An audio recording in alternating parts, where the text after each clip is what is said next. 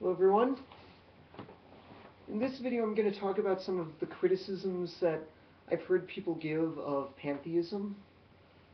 Now, I've already addressed the whole attitude that it's sexed up atheism, and I disagree with that viewpoint, that it's like, I think it's a different viewpoint. I mean, pantheism is sort of the idea that everything is divine, everything that the universe, for natural laws, nature, etc., are God, / divine, / whatever, divinity, whatever.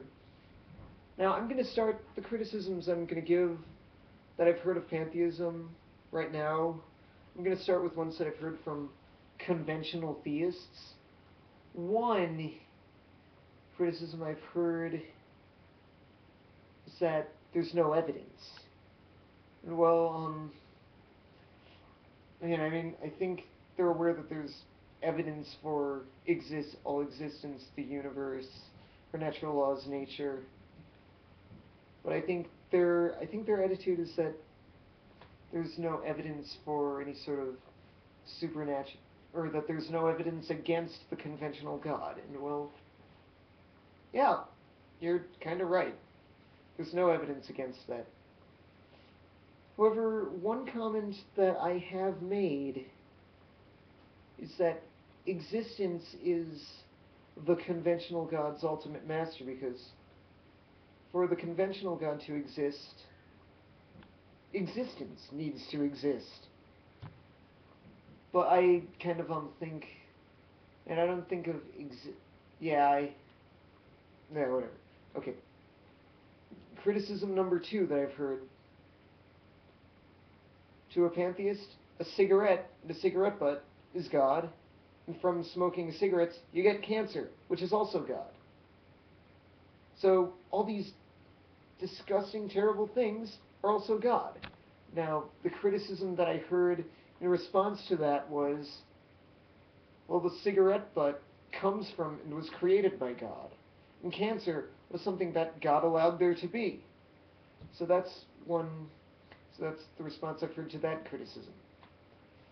I mean, now the other criticism is that with pantheism, there's no good or bad. It all just is. Well, I mean, good and bad are subjective, I'll admit.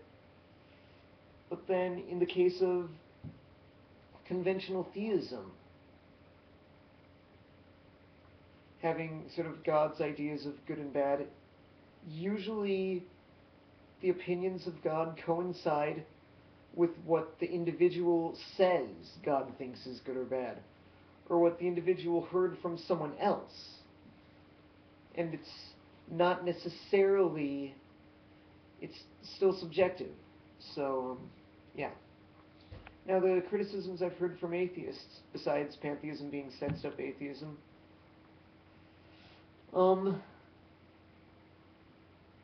was I going to say? Oh yeah, one of them said that pantheism, having God as everything, nature, the universe, or natural laws, etc., all existence, makes God irrelevant, makes having a God irrelevant. And I actually think it's kind of the opposite. Suddenly you look upon everything with more wonder. It feels completely different. That's my personal opinion. But then, it could be commented that pantheism is sort of can be thought of as within the context of the more conventional theism. Although pantheism does in itself predate Christianity and Islam. Now, another criticism I've heard from atheists is there's a lot of baggage that comes with the word God. Well, first, a lot of pantheists don't use the G word, but there are a lot of baggages that come with different words. And here in the U.S., here in America, when someone talks about a fanny, they're talking about that. They're talking about the butt. In England, when someone talks about a fanny, they're talking about something else. Okay, I'm an adult. I can say that word. they're talking about a vagina. Okay, there, I said it. Wow, I'm acting like a complete dick. Okay, anyway. The other criticism that has been given is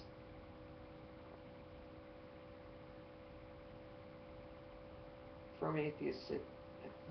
Damn, I lost my train of thought. Okay, the other criticism I've heard. Oh yeah, I've never heard this criticism, but I think it's sometimes been implied that atheists think this, and it's that a lot of atheists think that pantheism is some sort of new attempt to still believe in God, but actually Spinoza was probably one of the first people to criticize religious doctrine, and he is thought of as a pantheist. I mean, he saw nature and God as two words for the same thing. And, I mean, even before, let's get into ancient times BC, before the Common Era. I mean, Brahman, the Hindu concept, the all, everything, that was what Brahman was. Or then Gaia was not like the creator of the earth, but Gaia was the earth. And there are now actually pagans who think of Gaia not just simply as the earth, but as the whole cosmos. And because it's like, in those times, basically what they knew of the earth, of the entire universe, was simply the earth, but now we know that there's more than just the earth. I mean, to me it kind of makes sense that the concept of Gaia could expand. Now, one criticism of pantheism that I've heard that I actually kind of agree with is that pantheism puts a definition to the word God. And pantheism defines God, puts limits onto the idea of what God is. And, well, I think a good criticism that I could give of that criticism, or a good response to the criticism, is that, well, God is simply a word. We can put whatever definition we want. So that's, yeah. But, I mean, I definitely, I know it's kind of strange that I agree with that criticism more than the other criticisms, but whatever. Yeah, but anyway, these are kind of just my comments on the criticisms I've heard of pantheism. I mean, everyone's entitled to their own opinion. I don't object, but yeah, I think it's good to hear criticisms of your ideas, and yeah. So, thank you for watching. Shalom.